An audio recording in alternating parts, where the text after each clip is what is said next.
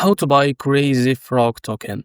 So before we start, this is not financial advice. I'm not professional or economic expert. So before investing in any project that you find on my channel, please do your own research. Now this token is created under this tweet from WeChat account, as you can see. So this is here, yeah. So his name is, as you can see, this is I don't know, it's Chinese or Japanese language. As you can see, now this means Crazy Frog, but it doesn't have a proper English name yet. Any suggestion?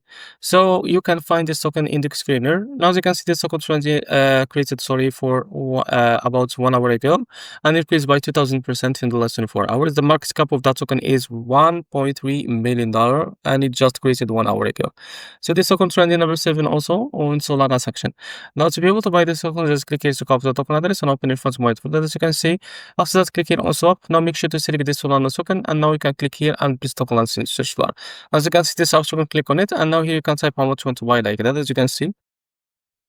And now this is how much you will be able to receive that token.